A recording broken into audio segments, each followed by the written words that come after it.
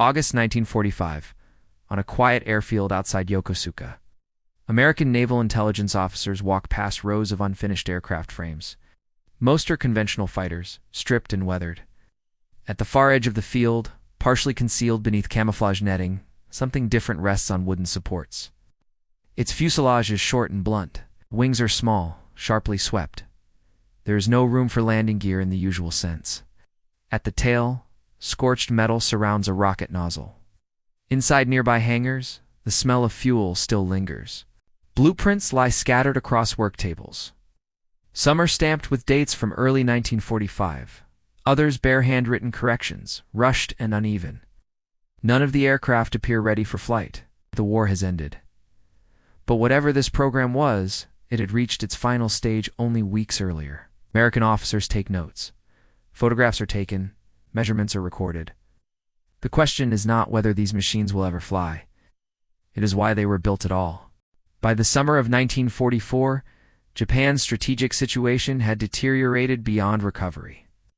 American forces had captured the Marianas from newly constructed airfields on Saipan, Tinian, and Guam. B-29 superfortresses could now reach the Japanese home islands. The bombing campaign began cautiously, but by early 1945, it intensified into sustained, systematic destruction of Japan's industrial centers. Japan's conventional air defenses were collapsing. Pilot losses were irreplaceable. Fuel shortages grounded much of the remaining air force.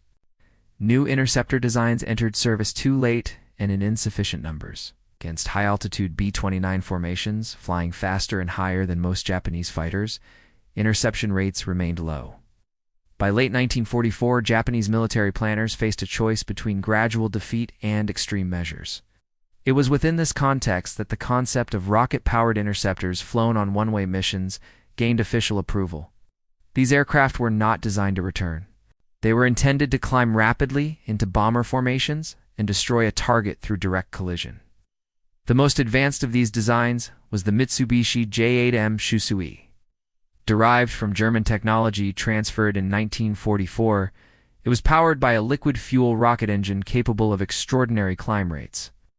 The aircraft could reach bomber altitude in minutes, far faster than piston-engine fighters. Its fuel supply, however, allowed for only a few minutes of powered flight. The concept was simple and unforgiving. The pilot would launch, climb vertically or near vertically, make a single attack pass, and collide with a B-29. There would be no return flight, no landing, no survival. By early 1945, Japan expanded this concept beyond the J-8M. More radical designs followed.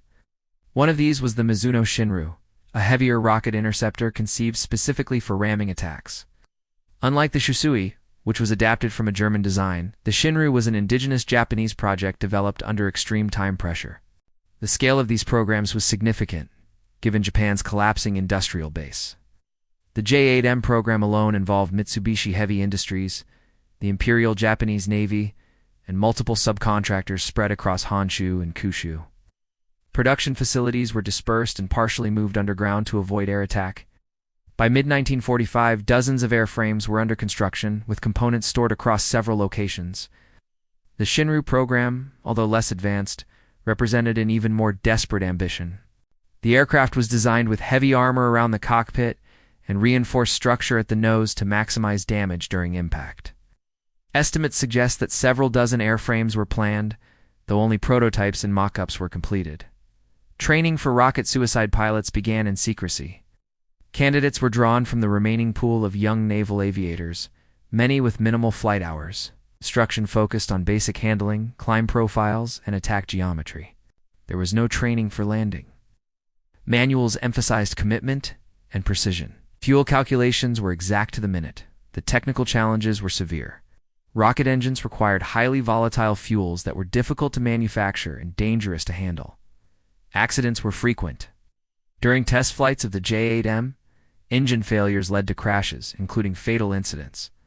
Each loss further reduced the already limited pool of trained pilots. Logistically, the programs were nearly impossible to sustain. Fuel shortages worsened throughout 1945. Transportation networks were disrupted by bombing. Airfields were cratered repeatedly. Even if the aircraft had reached operational readiness, coordinating their use against mass bomber formations would have required radar coverage and command systems that no longer functioned reliably. By the time American B-29s began low-altitude incendiary raids over Tokyo and other cities in March 1945, none of the rocket interceptors were operational. Production delays, engine problems, and fuel scarcity prevented deployment. Some aircraft achieved brief powered flights during testing, but none reached combat status. When Japan surrendered on August 15, 1945, the rocket suicide fighter programs existed only on paper. In workshops and in partially assembled airframes, not a single successful interception had occurred. Allied discovery began immediately. American technical intelligence teams, including personnel from the Naval Technical Mission to Japan, were dispatched to inspect captured facilities. At Yokosuka, Nagoya, and other locations, investigators documented rocket aircraft components, engines, and design drawings. Reports noted the extreme simplicity and desperation of the designs. Investigators were struck by how little margin for error existed. Fuel capacity was measured in minutes. Structural tolerances were minimal. Pilot survival was not considered beyond launch. British observers shared similar conclusions. Soviet representatives granted limited access, showed interest in rocket propulsion data, but dismissed the operational value of the aircraft.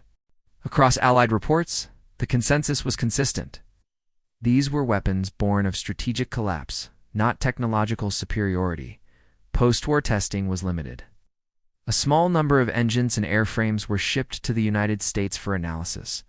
Engineers examined fuel systems, combustion chambers, and control mechanisms. While the basic rocket principles were sound, the overall design offered no advantages over emerging jet technology. By late 1946, most captured rocket fighters were scrapped. Aluminum and steel were reclaimed. Underground workshops were dismantled or sealed. There was no effort to preserve these aircraft for display. They were not seen as milestones, but as artifacts of a failed strategy. Japan's post-war government, under Allied occupation, had no incentive to memorialize suicide weapons. Public discussion of the programs faded quickly. Surviving documents were archived or lost. Former engineers rarely spoke about the projects in detail. In historical assessment, Japan's rocket suicide fighters occupy a narrow and somber place. They demonstrate the extent to which industrial resources were diverted towards symbolic resistance rather than effective defense. They reflect a command structure willing to sacrifice pilots for marginal tactical gain. Strategically, the programs had no measurable impact on the air war. They did not alter bombing patterns. They did not delay invasion plans. They consumed time, materials, and personnel that Japan could no longer afford to lose. In the broader context of military history, these aircraft foreshadow neither modern rocketry nor later air defense systems. Unlike ballistic missiles or space launch vehicles, they offered no scalable future. Their purpose was singular and terminal. Today, only fragments remain. A few components sit in museum storage. Photographs and technical drawings survive in archives. The airfields where they were discovered have been repurposed or erased. At Yokosuka, the concrete where those unfinished airframes once stood has long been resurfaced. Grass grows where rocket fuel was once stored. The silence that greeted Allied investigators in August 1945 has returned uninterrupted. The machines were never used as intended. The pilots were never launched. The final act of desperation ended before it began. What remains is not a story of technological innovation, but of exhaustion. Of a nation pushed beyond the limits of sustainable war, of weapons designed not to win, but simply to exist at the very end.